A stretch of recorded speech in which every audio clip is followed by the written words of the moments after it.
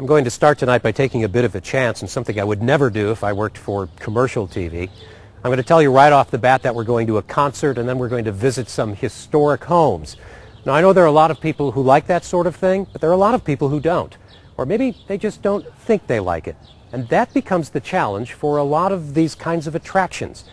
Ruth Ezell begins tonight with the story of one of St. Louis's classiest cultural institutions and why they think that maybe it's okay that once in a while they lighten up a bit.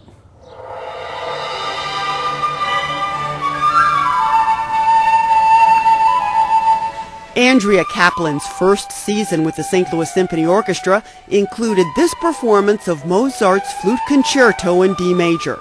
It was in the program titled Austrian Suites, part of the orchestra's Classical Detours series. I think it's nice to play music that's a little more lighthearted, not quite as formal as a weekend evening performance. There's usually a nice, more intimate, casual feel between the conductor and the audience, and also between the orchestra and the audience. Part of the nature of the Classical Detours concerts is that it's really fun music, and you don't need to know anything to come in and enjoy it. Music director David Robertson launched the weekday Classical Detours concerts in the 2006-2007 season to help broaden the base of the symphony's audience. Patrons gather in the lobby before each 6:30 p.m. concert for appetizers and drinks, then enjoy an hour-long musical detour highlighting a specific country. Among the selections in Austrian Suites was the Donna Diana Overture by Emil von Reznicek. People of a certain age will recognize it as the theme of a popular TV series of the 1950s, Sergeant Preston of the Yukon.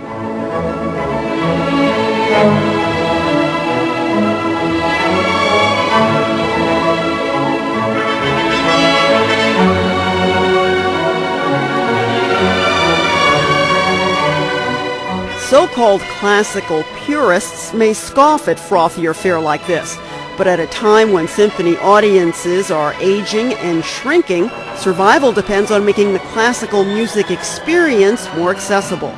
How do we make that live concert at Powell Symphony Hall the same music, but different in the experience? And that's a challenge.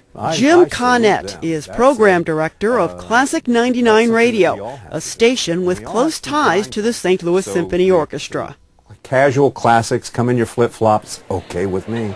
Classical Detour, come on off for an hour concert and before you go home, and because there's nothing that can settle you down and free your mind after a long week of traffic jams, gas prices, food prices, and then to go into a concert and say, boy, do something, take me out of here, at least for an hour. In March of 2008, Fred Bronstein became the St. Louis Symphony's president and executive director. One of his first orders of business is to deal with a deficit that tops $3 million. Bronstein plans to address that and other issues facing the symphony, as he did during his tenure with the Dallas Symphony Orchestra, by formulating and implementing a long-term strategic plan. Reference to that plan was made in Bronstein's letter of introduction sent to symphony supporters. The letter also outlined his areas of focus. The most important thing by far is audience development. In fact, people ask me what's the top 3 priorities for the organization, and I tell them audience development, and audience development. But it really is true, and so we're working our way towards really broadening and diversifying the kinds of programming that we offer, and that's very, very important for going forward. And then the strategic planning work that we're going to be doing is, of course, looking out longer term in terms of really articulating the vision long term for the organization, and most importantly, the roadmap, in terms of all of the key areas of how we're going to get there, and measuring all of that, and engaging the institution and the community in that discussion. Ticket sales, pledges, and sponsorships, all of which fall under the category of repeatable revenue, make up close to 3/4 of the symphony's annual budget. So a drop of 22% in its audience over the past 4 years is a serious concern.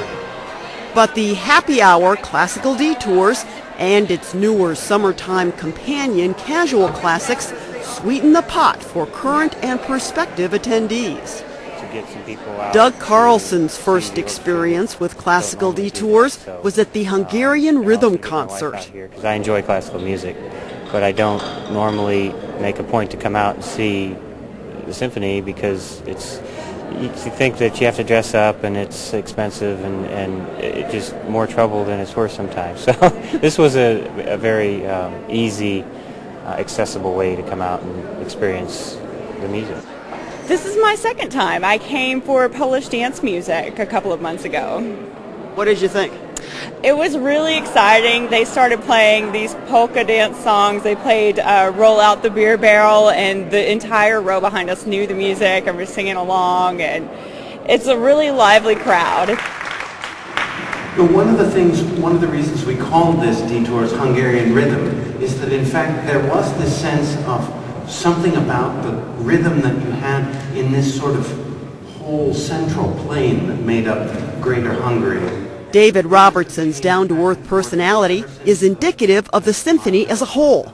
That quality could prove instrumental to winning the kind of community support this world-class orchestra needs to survive.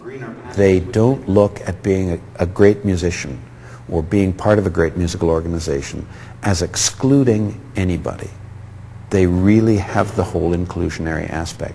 And that's the way that I look at things. And so, although the institution has challenges, and they've already done amazing things in terms of meeting many of those challenges, we still have a number of things that we have to do, and I'd like to try and support those and really see them through to success.